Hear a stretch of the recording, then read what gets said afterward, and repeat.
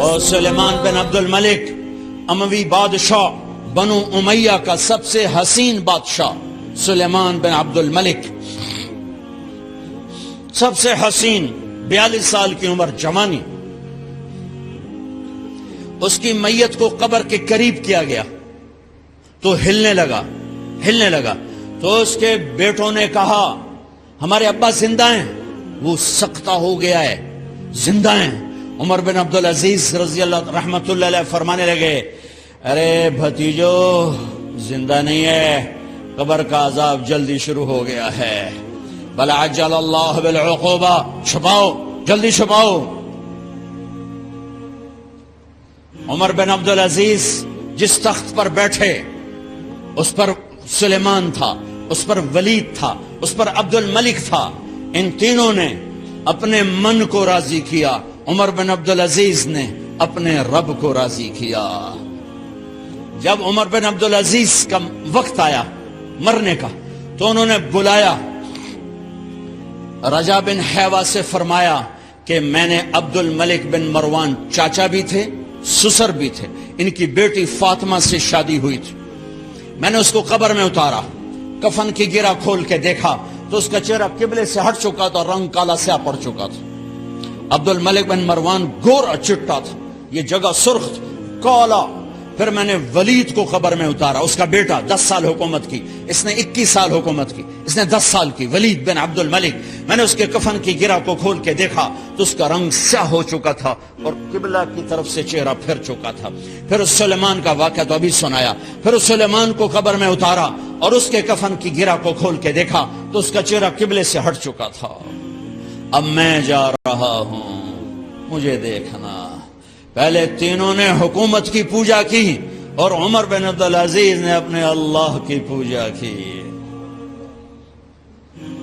انہوں نے ایک بڑا عجیب خطبہ دیا جب خلیفہ بنے. اے لوگو، بچپن میں شعر و شاعری کا شوق تھا تو میں شاعر بنا. تھوڑا سا اٹھان ہوئی تو علم کا شوق لگا، میں نے علم حاصل کیا.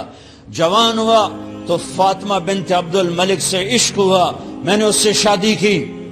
اب اللہ نے مجھے حکومت دے دی ہے، اب تم دیکھو کہ میں اس سے اپنے اللہ کو راضی کروں گا. ہمارے حکمران تو ووٹ سے آتے ہیں اور چلے جاتے ہیں 4-5 سال کے بعد. ان کی وراثت میں حکومت آ رہی ہے اور 3 بر اعظم پر حکومت ہے اور ایسا روب و دبدبہ ہے بنو امیہ کا، کوئی ان کے سامنے سر نہیں اٹھا سکتا. اور یہ بندہ 2 سال 2 مہینے 3 بر اعظم میں زکوٰۃ لینے والا کوئی نہ بچا، 3 بر اعظم میں سوال کرنے والا کوئی نہ بچا، 3 بر اعظم میں ظالم کوئی نہ بچا، 3 بر اعظم میں مظلوم کوئی نہ بچا. لیکن خود کیسا رہا؟ گھر آئے، فاطمہ بڑے اچھے دن گزرے ہیں، اب امتحان ہے، میں تیرا حق نہیں ادا کر سکوں گا. طلاق لینی ہے، میں حاضر ہوں. ساتھ دینا ہے تو میرے اپنے حق معاف کرو، اپنے حق معاف کرو. فاطمہ جیسی عورت انسانی تاریخ میں کوئی نہیں آئی سیاسی لحاظ سے. سیاسی دادا مروان بادشاہ، باپ عبد الملک بادشاہ، بھائی ولید بادشاہ، دوسرا بھائی سلیمان بادشاہ، تیسرا بھائی ہشام بادشاہ، چوتھا بھائی یزید بادشاہ اور اپنا خامند بادشاہ. 7 نسبتوں سے یہ عورت شہزادی ہے. کائنات انسانی تاریخ میں اتنی بڑی عورت کوئی نہیں آئی. سیاسی. فاطمہ کہنے لگیں عمر، میں نے سکھ کے دن تیرے ساتھ گزارے ہیں، دکھ میں تجھے چھوڑ کے نہیں جاؤں گی.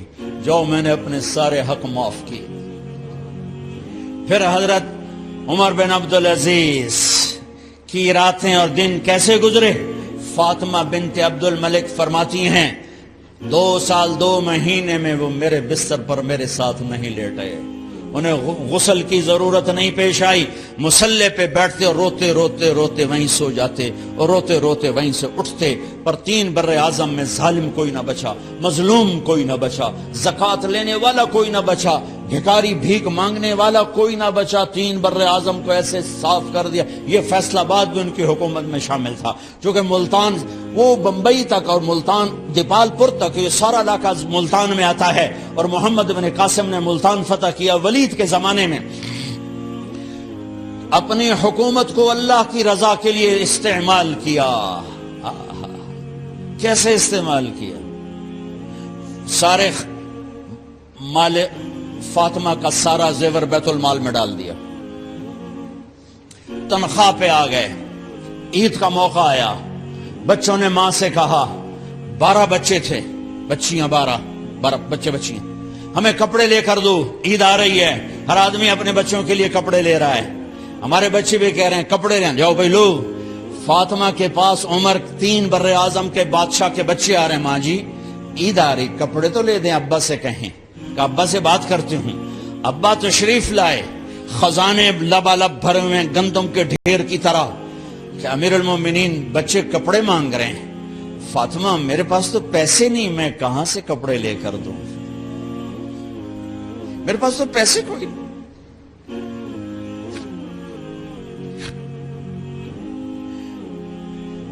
حضرت فاطمہ نے کہا پھر بچوں کا کیا کروں؟ کہا پھر مجھے بھی نہیں پتا کیا کروں۔ اس کے پہلے 3 حکمرانوں نے لوٹ مار کے بازار گرم کیے، ظلم و ستم کے پہاڑ توڑے، اور آج اسی خزانے پہ ایک شخص بیٹھا ہے جو اللہ کو راضی کرنے کے جھنڈے گاڑ رہا ہے۔ تو فاطمہ نے کہا آپ ایسا کریں، اگلے مہینے کی تنخواہ ایڈوانس لے لیں، اس سے میں اپنے بچوں کو کپڑے لے دیتی ہوں، اور گھر کا خرچہ میں مزدوری کر کے گھر کی روٹی چلا لوں گی۔ ارے اپنی تاریخ پڑھو، صرف ڈرامے ہی نہ دیکھتے رہ جاؤ، صرف گانے ہی نہ سنتے رہ جاؤ۔ اور بھی دکھ ہیں زمانے میں محبت کے سوا، راحتیں اور بھی ہیں وصل کی راحت کے سوا۔ انہوں نے اپنے بلایا وزیر خزانہ مزاحم، اپنا ہی غلام، ہاں بھائی مزاحم ہمیں بچوں کے کپڑے چاہیے، تو اگلے مہینے کی تنخواہ ایڈوانس مل جائے۔ وہ کہنے لگے امیر المومنین آپ مجھے لکھ کر دے دیں کہ آپ 1 مہینہ زندہ رہیں گے، میں آپ کو تنخواہ دے دیتا ہوں۔ عمر بن عبدالعزیز سر جھکایا، اٹھے، گھر گئے، فاطمہ میرے بچوں سے کہہ دو کہ تمہارا باپ کپڑے لے کے نہیں دے سکتا۔ اپنی تاریخ تو دیکھو،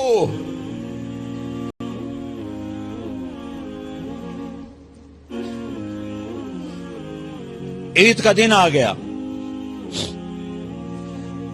خلیفہ وقت عید کی نماز پڑھاتے تھے، نمازیں بھی خلیفہ وقت پڑھاتے تھے۔ بنو امیہ کا خاندان ملنے کے لیے آ رہا ہے،